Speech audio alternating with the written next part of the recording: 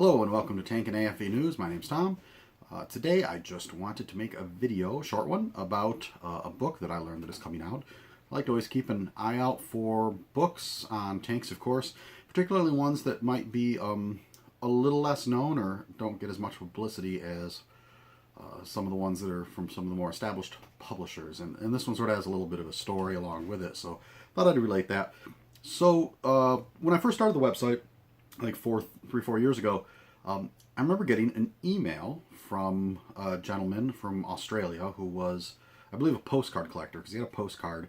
There was a World War II vintage one. It was a German postcard, and it had a drawing on it that depicted German troops sort of marching, and there was a tank in the background, and he was curious as to what type of tank it was, because he wasn't that familiar with World War II tanks, and was seeking my advice. It was a pretty easy idea. It was a KV-2.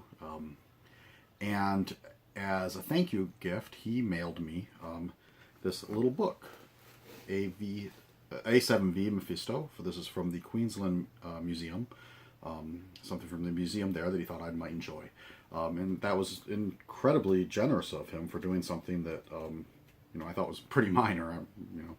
I deem tanks as kind of what I like to do for fun. So I got this, and first it's a small little thing. It didn't have super high expectations because something this size, and it's actually like a really well done little book of 67 pages, chronicling Mephisto. This was one of the 20 A7V tanks that the Germans built during World War I, and it's the only one surviving to this day. So after the war, most of them were scrapped. One was sent to the U.S., where it was the Aberdeen Proving Grounds, up until I think 1942 or 43. During the World War II, it was cut up for scrap. Unfortunately, Aberdeen doesn't have a great reputation as far as really preserving well the vehicles that have been there over the years. So that meant that the only one in existence was the one that was sent off to Australia after the war, after World War I.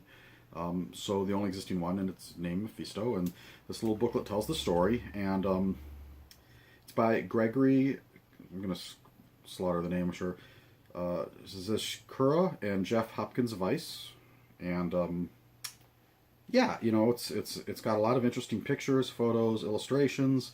Tells the story not just of the A7V tank in general, but the particular story of how Mephisto was captured and recovered by the Allies during World War I, and how it ended up in Australia and at the Queensland Museum. So I got an email a couple days ago from one of the two authors of this, Gregory, letting me know that they've continued to research this particular tank after they wrote this little book into something much larger. A book that is available for sale now. It just went on sale last week. That's being put out by the museum, the Queensland Museum. And he sent me, I don't have a review copy or anything to look at, but just based on the quality of this little book, I have a strong suspicion that this new book is going to be very worthwhile to anybody who's interested in this particular tank.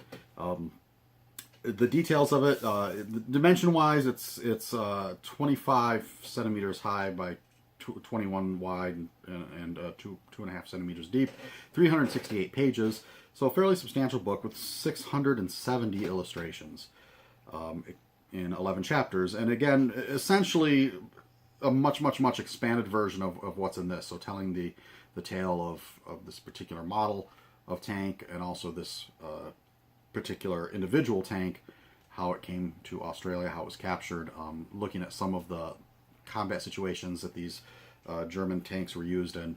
So if you are interested in the history of this really rather unusual World War I behemoth, certainly, the first of the Panzers, I would suspect that this is a book worth checking out. I will put a link to it in the description of the video. As far as pricing, I know there's a soft cover out now. There's a hardcover that they say is coming out soon.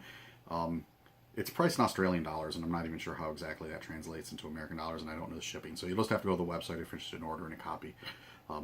But anyway, I just wanted to thank Gregory for letting me know this is coming out. I thought it was worth sharing. I always like to support the work people do, especially when it's being done through a museum. Because I always like to support the museums that put the time into preserving these historic vehicles, especially one as rare and unusual and unique as this one. So hats off to the Queensland Museum and to these two fellows for doing the work to document this particular vehicle.